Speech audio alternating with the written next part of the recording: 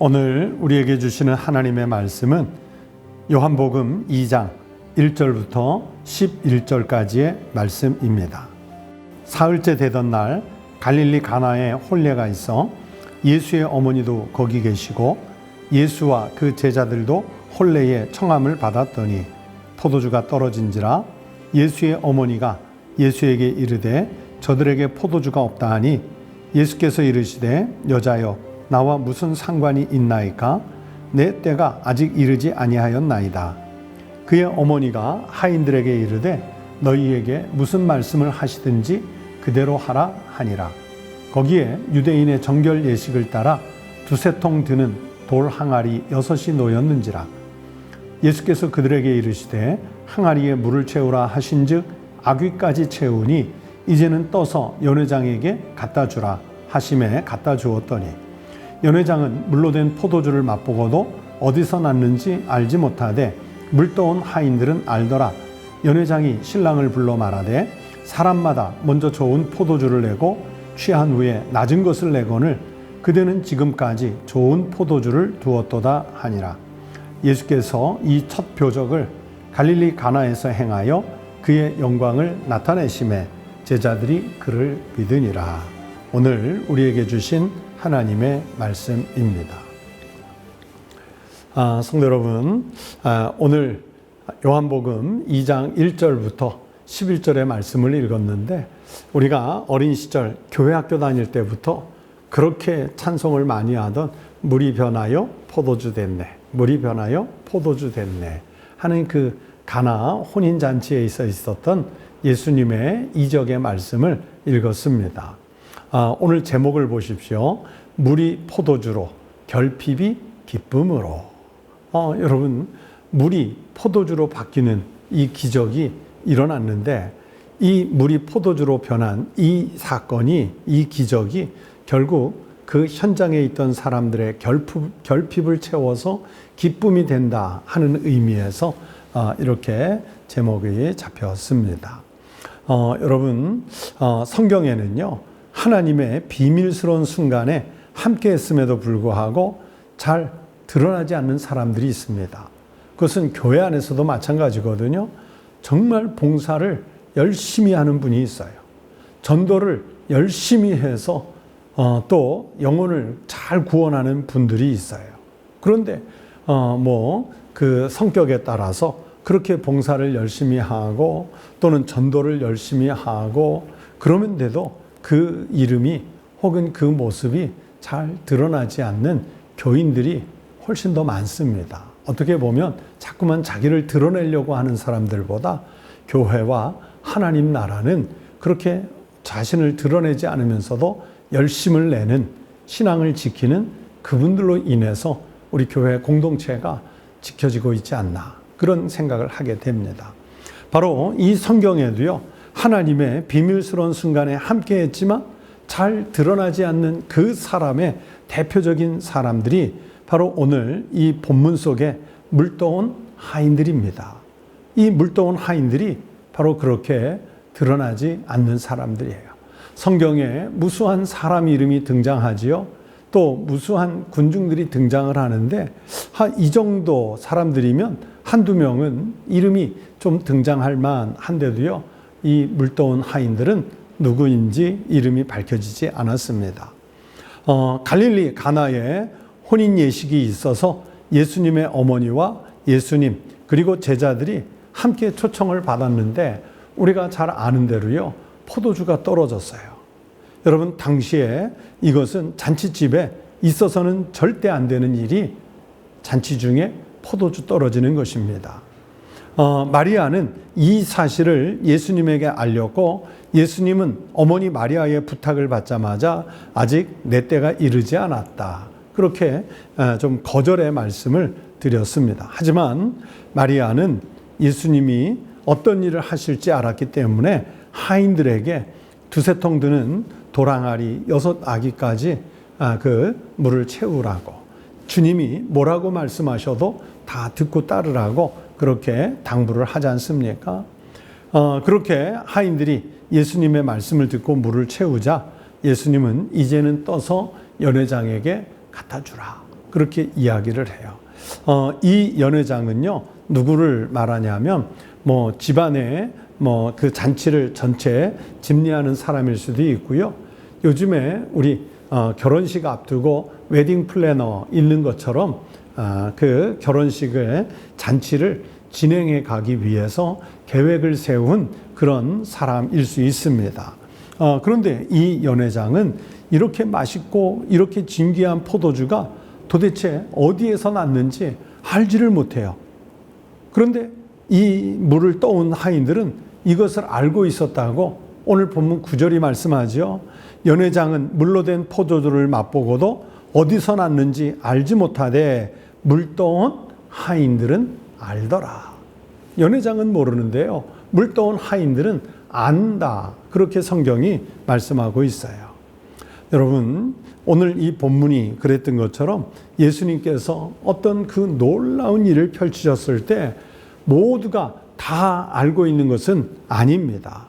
물 떠온 하인들과 같이 하나님께서 그 놀라운 역사의 현장에 초대해 주셔서 그것을 알게 하는 사람들이 따로 있습니다. 그러므로 우리도 신앙생활을 하면서 여러분, 바로 이 하인들과 같이 이 놀라운 주님의 은혜의 현장에 늘 함께 하시기를 축원합니다. 당시 유대인들의 혼인잔치는요, 일주일간 이어져요.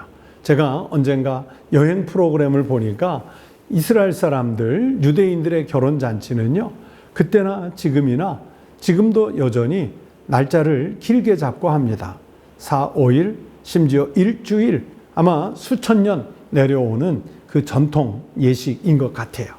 그래서 그 당시에 유대인들에게 이 혼인잔치가 일주일 이어지는 그 집안의 잔치를 넘어서 마을 전체의 축제 아니었겠습니까?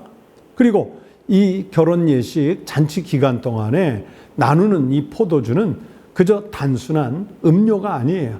먹고 취하는 그런 음료가 아니라 이 포도주는요, 그 결혼하는 가문에게 있어 또 신랑과 신부에게 있어서 기쁨과 축복의 상징과도 같은 그런 것입니다.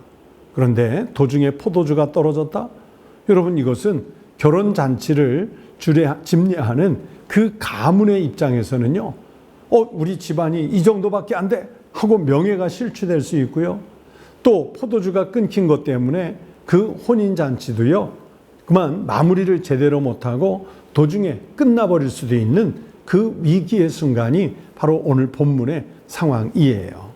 이때 예수님이 물을 포도주로 바꾸어서 자칫 사라질 뻔한 기쁨을 새롭게 하셨고, 그리고 이것을 통해서 하나님 나라가 얼마나 풍성한지를 직접 드러내신 그 기적이 바로 오늘 본문 가나의 혼인잔치라고 할 수 있습니다. 여러분, 모차르트의 유명한 오페라 중에 피가로의 결혼이라는 제목을 많이 들어보셨을 거예요.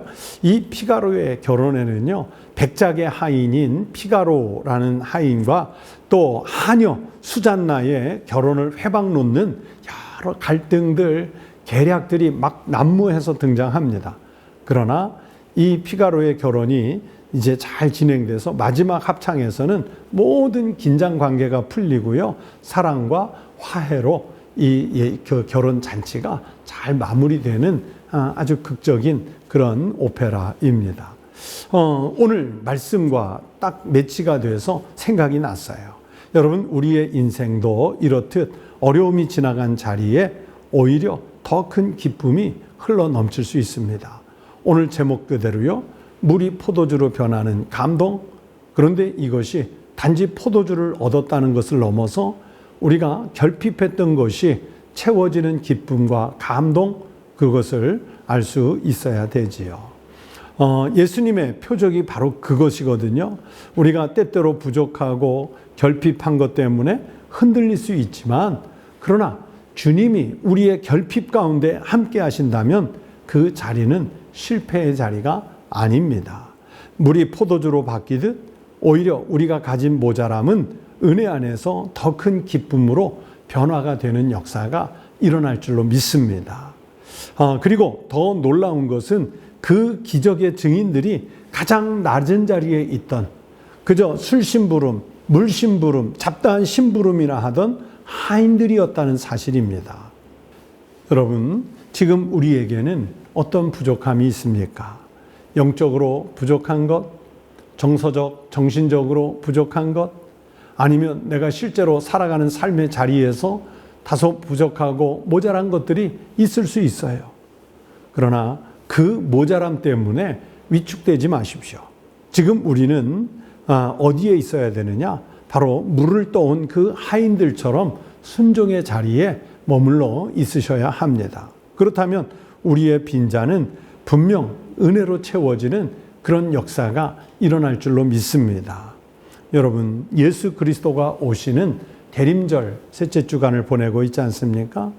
예수님이 오셔서요, 우리가 잃어버린 창조할 때 하나님께서 우리에게 부여하신 하나님의 형상을 잃어버렸어요. 그런데 예수 그리스도가 왜 오십니까?